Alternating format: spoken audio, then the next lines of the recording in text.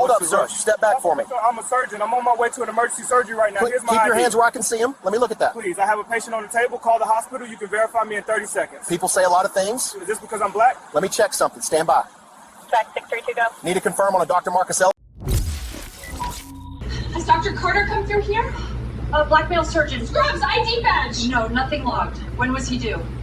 Now. We're losing the patient. Security said he got delayed. Please stop. I'm paging him. 500.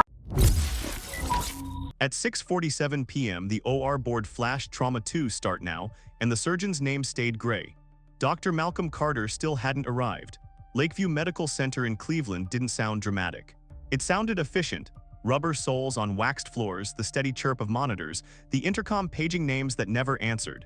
Charge nurse Dana Ruiz stood at the nurse's station with a clipboard so tight her knuckles whitened. "Where is he?" she asked, not really to anyone. "He's never late." A younger nurse, Tessa Nguyen, was already moving fast, controlled, eyes wide, paging again. The anesthesiologist, Dr. Arjun Patel, pushed through the OR doors, mask hanging at his neck, voice low but firm. "We're ready. We can't start without Carter, and she's not stable." She was Megan Walsh, 29, brought in from a highway crash with internal injuries that needed a specialist's hands. No one said dying out loud, but every beep and every glance said it for them. At the lobby desk, the receptionist Marlene flipped pages and clicked through a log. Her headset cord bounced as she shook her head. "No. Not on my check-in. I'd remember him." Dana appeared beside the counter like a storm. "Dr. Carter is supposed to be in OR3 right now." Tessa leaned in, breath tight. "Black male surgeon Scrubs badge, did he come through?" Marlene's eyes darted toward the sliding doors, then back to her screen. Nothing, but security radioed something, a delay outside. "Police?" For half a second, the lobby noise felt muted, like someone turned the world down. Dana's jaw set. "Page him, call his cell, call the OR desk line, call everyone." Marlene hit the phone, fingers trembling, paging. "Front desk to Dr. Carter, urgent. Dr. Carter, call OR immediately." No answer. Upstairs, the OR clock kept counting. Dana forced her team into motion, prep trays, recheck blood products, confirm imaging, anything that didn't require the surgeon who wasn't here yet. Dr. Patel stepped back inside, eyes hard. "If he doesn't arrive in 5, we escalate." "On-call attending is 40 minutes out," Tessa whispered. Dana looked at the corridor, then at the closed doors, then at the board with Carter's name. "Then we don't wait 40. She grabbed her pager and dialed a number she rarely used. Dr. Alina Brooks, Carter's protege, third-year surgical fellow, brilliant, fast, and usually in his shadow by choice. Tonight, shadow wasn't an option.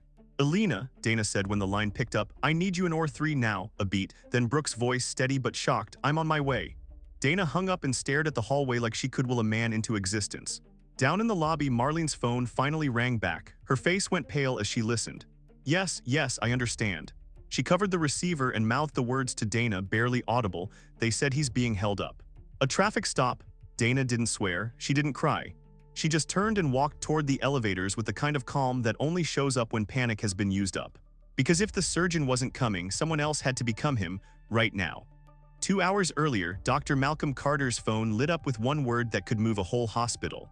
Now, Cleveland was turning slick with a light drizzle, the kind that smears streetlights into soft halos.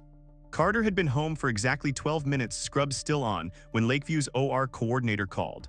"Malcolm, we need you," the coordinator said, voice tight.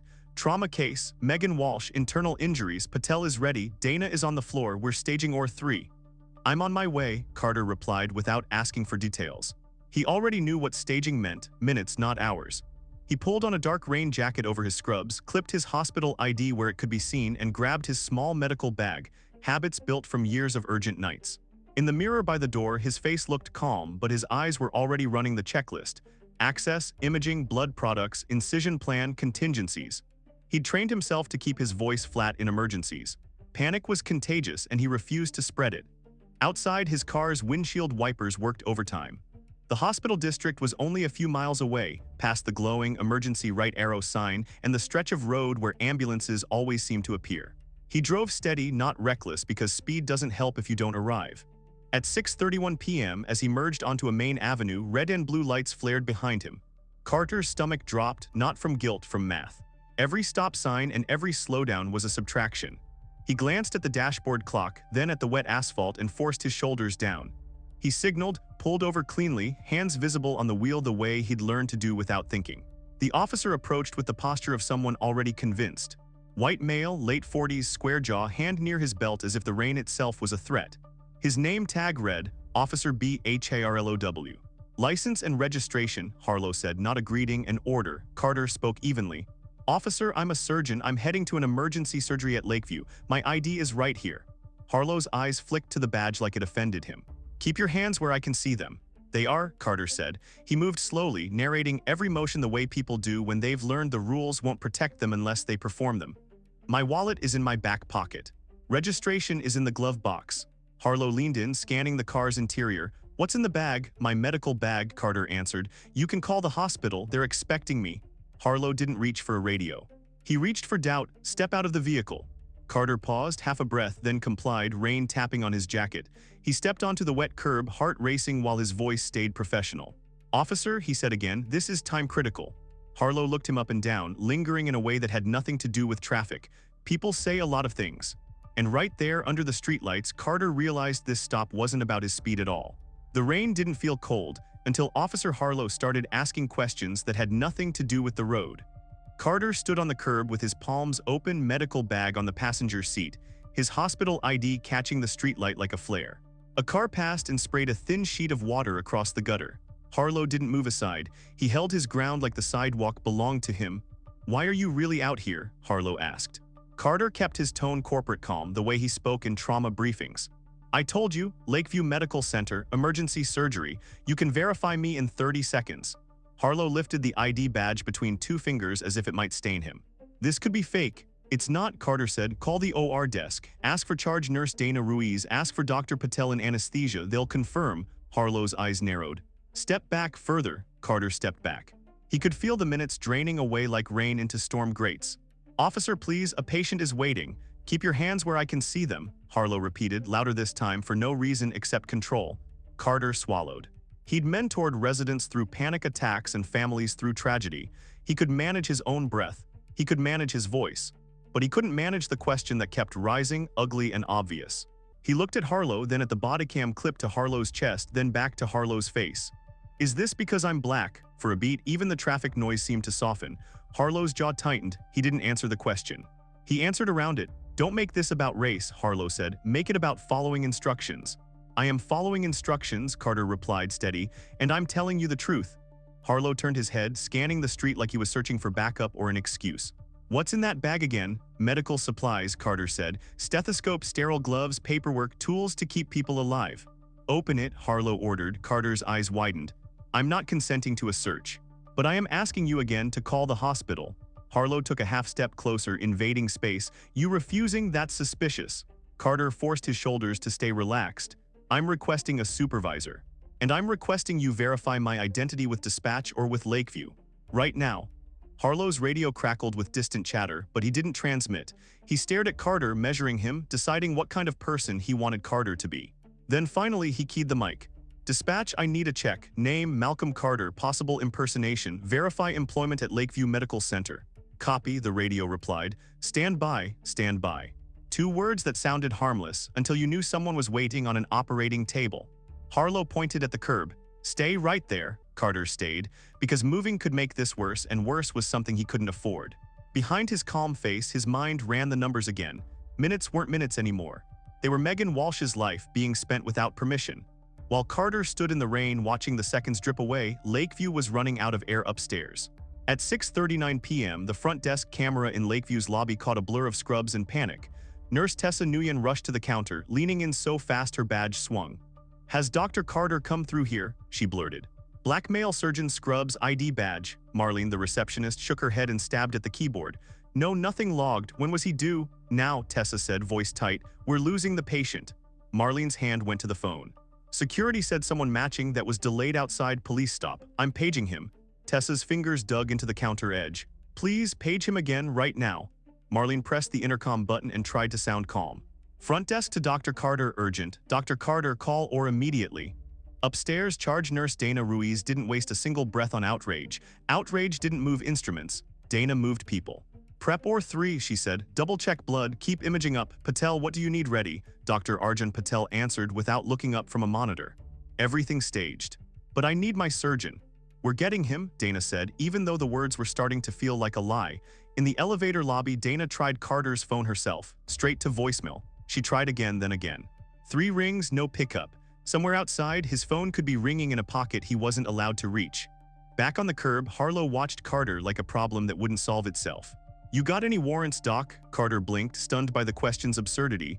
"No, I have a patient, please." "Don't tell me how to do my job," Harlow snapped. "I'm not," Carter said. "I'm telling you what's at stake." Dispatch came back in fragments. "Stand by, we're calling the facility. Hold." Harlow didn't seem bothered. Carter felt every hold like a fist. At 6:44 p.m., Dana made the call she hated making. "Page Dr. Alina Brooks." Brooks was Carter's protege for a reason. She learned fast, worked clean, and never pretended she didn't need help. But she also didn't freeze when the room stared at her. Brooks arrived in the OR corridor breathless, hair tucked under a cap, eyes scanning the board with Carter's name still gray. "Where is he?" Dana didn't sugarcoat it. "We don't know." "Police stop, we're out of time." Brooks' face tightened, then settled into focus. "Tell Patel I'm scrubbing in." Dr. Patel stepped out again, voice clipped. "If you're taking lead, say it." Brooks nodded once. "I'm taking lead." She turned toward the sink, scrubbing with a speed that wasn't frantic, just practiced. In the reflection of the stainless steel, she looked like someone stepping into a job too heavy for her title. Outside, under wet streetlights, Carter stared down the road toward the hospital district. He could almost see the glow of Lakeview's sign from here, and he still wasn't allowed to leave. The clock in his head kept screaming anyway. When dispatch finally spoke the words "confirmed," it should have ended the story. Instead, it started the consequences. Harlow's radio popped. "Officer Harlow, Lakeview Medical Center confirms Malcolm Carter is employed surgeon. Or staff states he is urgently needed." Harlow's shoulders shifted like he'd been carrying a weight that suddenly got inconvenient. He cleared his throat. "All right," he said, voice flatter than an apology. "You're clear to go." Carter didn't move for half a second, like his body needed permission from his mind. Then he stepped toward his car. "I need you to understand what just happened," Carter said, not loud, not pleading, documenting.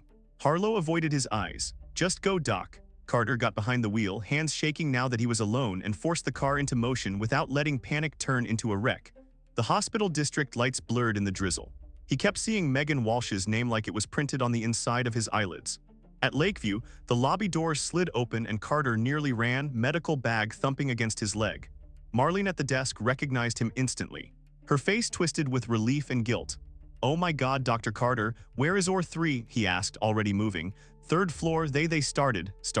Carter took the stairs 2 at a time. Outside the OR suite, Dana Ruiz met him mid-stride. Her expression didn't have room for explanations. "Alina's in," she said. "Patel's with her." Carter's chest tightened. "How bad?" Dana didn't dramatize. "We were close." "She's hanging on." Carter stared at the closed doors. He could hear the muffled cadence of an OR, commands, confirmations, the mechanical calm that tries to outvote fear. For a moment, he hated the doors for existing. 20 minutes later, the doors opened and Dr. Alina Brooks stepped out, face damp with sweat, eyes bright with exhaustion. She pulled her mask down and exhaled like she'd been holding her breath since childhood. "She's stabilized," Brooks said. "Still critical, but we got control." Carter's throat worked. He didn't hug her sterile field rules the moment too sharp. He just nodded once deeply like a salute. "You saved her," Brooks swallowed. "I did what you trained me to do." Dr. Patel joined them, voice quiet. "If she'd gone another few minutes without an incision, I don't like where that trend line goes." Carter looked down at his wet jacket, at his ID badge still clipped and visible, at the medical bag he'd been forced to defend like contraband. The anger finally found a place to sit. Dana's phone buzzed with a message from security. She glanced, then handed the screen to Carter. It showed a brief note: "Traffic stop logged. Officer involved, B. Harlow. Reason: suspicious behavior / possible impersonation." Carter's eyes narrowed. "Impersonation," Dana's voice sharpened. "We have your call logs, the pages, the timestamps, the CCTV in the lobby. We can build a full timeline." Carter looked at Brooks. "Are you okay?" Brooks gave a small, tired shrug. "Ask me tomorrow." Carter nodded, then turned back toward Dana. "Then we don't wait tomorrow." He pulled out his phone and started writing the first line of a statement, while Megan Walsh fought for her next breath behind the doors. By morning, Lakeview had done what hospitals do best: triage. Megan Walsh was still in critical care, but the next emergency was accountability. Carter didn't sleep. He sat in an administrative conference room with fluorescent lights that made everyone look tired and honest at the same time. Across from him, Lakeview's risk manager, the chief medical officer, a hospital attorney, and a thick binder labeled Incident Timeline. Dana Ruiz had built it like an OR tray, everything in order, nothing missing. Printed pages showed the OR board at 6:47 p.m., the front desk log with Carter's absence, the overhead pages, the repeated calls that went to voicemail. Security had already pulled the lobby CCTV clip of Marlene and Tessa, timestamped down to the second. Brooks sat beside Carter, still pale from the night, hands wrapped around a paper cup of coffee like it was a warming device. She said little, but when she spoke, people listened. "I took lead because we had no choice," Brooks told the room. "If I hadn't been in the building, we would have had to wait for on-call. That would have been catastrophic," the attorney nodded and wrote. "And Dr. Carter's absence was caused by a traffic stop," Carter said, voice steady. "A hold, based on possible impersonation even though my badge was visible and I offered immediate verification." The chief medical officer leaned forward. "Did he tell you why he stopped you?" "Not a clear reason," Carter said. "It escalated into suspicion. I asked him to call the hospital. He delayed. I asked if it was because I'm black." Carter didn't dramatize the line. He simply placed it on the table like evidence. Silence. Then the risk manager spoke in corporate terms that still carried heat. "We're filing a formal complaint with the department, requesting bodycam footage, dispatch audio, and the officer's incident report. We're also contacting the city's civilian review board." Dana slid another page across. "We have the dispatch timestamp of the verification call. We can prove the delay." Lakeview's attorney added, "And we're notifying the patient's family of the delay and the corrective action taken in the OR. Transparency matters." Carter's stomach tightened at that. "How is Megan?" The chief medical officer answered carefully. "She's alive, she's fighting. Dr. Brooks gave her a chance." Brooks' eyes flicked down. For the first time, her voice cracked. "She shouldn't have needed me to be the backup plan." The hospital's PR director joined by speakerphone, already thinking in headlines. "If this goes public, it needs to be factual and respectful, no speculation. Just the timeline." Carter almost laughed because his life had been turned into a timeline by a stranger with a badge. That afternoon, Internal Affairs called. They wanted statements. They wanted names. They wanted every detail of the stop. Lakeview wanted the same thing, but with consequences attached. And somewhere in Cleveland, Officer Brent Harlow was writing his version of the night, trying to make bias look like procedure. Carter signed the complaint anyway. Because procedure without fairness is just a mask, and Lakeview was done pretending it couldn't see the face underneath. 3 weeks later, the truth wasn't a feeling anymore. It was a file number, a hearing date, and a bodycam clip that no one could explain away. The Cleveland Police Department's review room smelled like burnt coffee and old carpet. A civilian oversight panel sat at one end of the table. Internal Affairs sat at the other. In the middle, a screen, a speaker, and Officer Brent Harlow's recorded stop timestamped, synced with dispatch audio and paired with Lakeview's hospital timeline. Carter watched without blinking. On video, his own voice was calm, professional. "Officer, I'm a surgeon. I'm on my way to an emergency surgery." His ID badge was visible, clear as day. The rain was visible. The urgency was visible. Harlow's voice was the part that hit hardest, not loud, not obscene, just loaded. The interruptions, the assumptions, the way verify became doubt by default. When Carter asked, "Is this because I'm black?" the room heard the pause, the avoidance, the pivot, "Don't make this about race." Then the dispatch line. "Stand by," minutes stacking. The hospital pages echoing in the background of the timeline. Megan Walsh's or start time sliding later and later like a warning no one wanted to read. Lakeview's attorney spoke next, crisp and controlled. "Our patient nearly died. She survived because Dr. Alina Brooks performed above her level under time pressure created by this delay. This was preventable." Brooks sat beside Carter in a plain blazer, hands folded. When asked for a statement, she kept it simple. "I'm proud I was able to help, but a hospital shouldn't have to gamble on luck because an officer chose suspicion over verification." Dana Ruiz submitted the binder again, now with signatures from the OR team, the receptionist, security, the anesthesiologist, and the chief medical officer. It wasn't emotion, it was documentation. Harlow was offered a chance to respond. He tried to frame it as procedure and safety, but the panel had the footage. The panel had the timestamps. And the panel had one question that landed like a gavel. "If verification was available in 30 seconds, why did you hold him for this long?" Harlow didn't have an answer that fit the evidence. The decision came in writing. Officer Brent Harlow was suspended without pay and removed from duty pending termination review.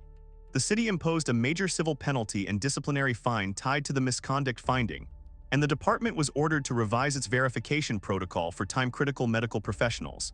Mandatory supervisor call, immediate dispatch verification, no discretionary delay. The hospital's complaint was upheld in full. Carter read the letter twice, not because he doubted it, but because he needed to see consequences on paper to believe them. Megan Walsh remained in recovery, weak but alive. When she was stable enough, Carter visited her room with Brooks. No cameras, no speeches, just a quiet "I'm sorry I wasn't there" and a quiet "thank you for not giving up."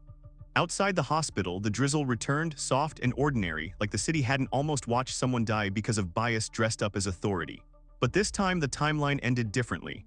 If you want more stories where the receipts win, subscribe and hit like.